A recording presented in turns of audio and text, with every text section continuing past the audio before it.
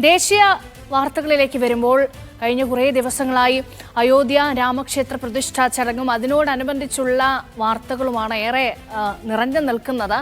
ഇപ്പോൾ അയോധ്യ രാമക്ഷേത്ര പ്രതിഷ്ഠ ചടങ്ങിലേക്ക് പോകണോ വേണ്ടോ എന്ന ആശയക്കുഴപ്പം കോൺഗ്രസ് പരിഹരിച്ചിരിക്കുന്നു. ഈ വിഷയം പരിഹരിച്ചതോടെ ഇന്ത്യ മുന്നണിയിൽ രാമക്ഷേത്ര ചടങ്ങിൽ പോകേണ്ടതില്ലെന്ന് തീരുമാനിച്ച പാർട്ടികളുടെ എണ്ണം ഔദ്യോഗികമായി 5 ആയിട്ടുണ്ട്. CPM, CPI, RJD, DMK പാർട്ടികൾ ആദ്യം തന്നെ അയോധ്യ ചടങ്ങിലേക്ക് തങ്ങളില്ലെന്ന് വ്യക്തമാക്കിയിരുന്നു. അതായത് മുന്നണിയിലെ പ്രധാന കക്ഷിയായ AAP വിഷയത്തിൽ ഇതുവരെയും നിലപാട് വ്യക്തമാക്കിയിട്ടില്ല. കോൺഗ്രസ് നിലപാട് സ്വീകരിച്ച സാഹചര്യത്തിൽ ആം ആദ്മി പാർട്ടിക്ക് വ്യക്തത വരുത്തേണ്ടി വരും.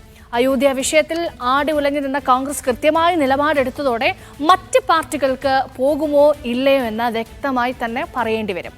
ഒറ്റ നിലപാടിലേക്ക് പാർട്ടികൾ എത്താൻ സാധ്യതയുണ്ടോ? മുന്നണിയിൽ മേൽക്കൈ നേടാൻ കോൺഗ്രസിന് ഒരു അവസരം കൂടി ലഭിച്ചോ?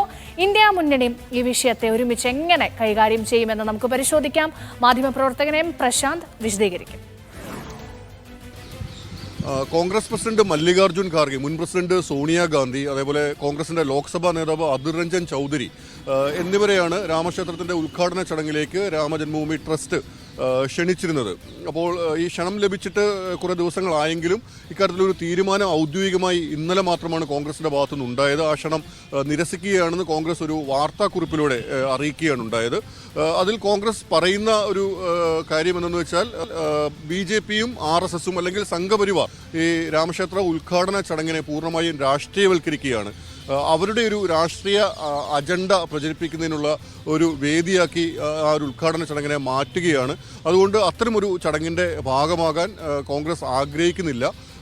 വിശ്വാസം എന്നുള്ളത് അല്ലെങ്കിൽ മതം എന്നുള്ളത് ഒരു വ്യക്തിപരമായ വിഷയമാണ്, അതിനെ രാഷ്ട്രീയവൽക്കരിക്കേണ്ട ഒന്നല്ല എന്നൊരു കൃത്യമായ നിലപാട് സ്വീകരിച്ചുകൊണ്ട് തന്നെയാണ് കോൺഗ്രസ് ആ ക്ഷണം നിരസിച്ചിട്ടുള്ളത്. പക്ഷേ ഇക്കാര്യത്തിൽ എത്രമാത്രം ഒരു ആർജവം കോൺഗ്രസ് നേതൃത്വം ഈ ഒരു നിലപാടിൻ്റെ കാര്യത്തിൽ കാട്ടും എന്നൊരു ചോദ്യം ഇപ്പോഴും ശേഷിക്കുകയാണ്. കാരണം ഒരു വാർത്താ സമ്മേളനം വിളിച്ചു ചേർത്തുകൊണ്ട് ഈ ഒരു നിലപാട് വിശദീകരിക്കാൻ കോൺഗ്രസ് നേതൃത്വം തയ്യാറായില്ല എന്നത് പ്രത്യേകം ശ്രദ്ധിക്കേണ്ടതാണ്. ഒരു വാർത്താക്കുറിപ്പാണ് അവർ പുറത്തിറക്കിയത്. ഈ വാർത്താക്കുറിപ്പ് പുറത്തിറക്കുന്നതിന് തൊട്ടു മുമ്പ് സംഘടനാ ജനറൽ സെക്രട്ടറി KC വേണുഗോപാൽ മാധ്യമങ്ങളെ മറ്റൊരു ജോഡോ യാത്രയുമായി ബന്ധപ്പെട്ട് മാധ്യമങ്ങളെ കണ്ടതാണ്. ആ ഘട്ടത്തിൽ ഈ നിലപാടിനെക്കുറിച്ച് യാതൊന്നും പ്രതികരിക്കാൻ വേണുഗോപാൽ കൂട്ടാക്കിയില്ല. മാത്രമല്ല വാർത്താക്കുറിപ്പിലൂടെ ഈ നിലപാട് അറിയിച്ച കോൺഗ്രസ് നേതൃത്വം ഇതുവരെ മാധ്യമങ്ങൾക്ക് മുമ്പിൽ ഈ നിലപാട് വിശദീകരിച്ചുകൊണ്ട് രംഗത്ത് വന്നിട്ടില്ല എന്നതും ശ്രദ്ധേയമാണ്. അപ്പോൾ എത്രമാത്രം ഒരു ആർജവം കോൺഗ്രസ് ഈ നിലപാട് തുരുന്നതിൽ കാട്ടുമെന്നത് പ്രത്യേകം കാത്തിരുന്ന് കാണേണ്ട ഒരു കാര്യമാണ്. കോൺഗ്രസിൻ്റെ എടുത്ത നിലപാട് വളരെ ശരിവെക്കുന്നതാണ്. കാരണം അത് ഇന്ത്യ കൂട്ടായ്മയിലെ മറ്റ് പല പാർട്ടികളും ആ ഒരു നിലപാട് എടുത്തിട്ടുണ്ട്. ഇടതുപക്ഷ പാർട്ടികൾ നേരത്തെ തന്നെ BJP സംഘപരിവാർ ഇതിനെ രാഷ്ട്രീയവൽക്കരിക്കുന്നു, അതുകൊണ്ട് ചടങ്ങിൽ പോകുന്നില്ല എന്ന നിലപാട് അറിയിച്ചിരുന്നു. DMK നിലപാട് വ്യക്തമാക്കിയിരുന്നു. തൃണമൂൽ കോൺഗ്രസ് പോകുന്നില്ല എന്നറിയിച്ചു.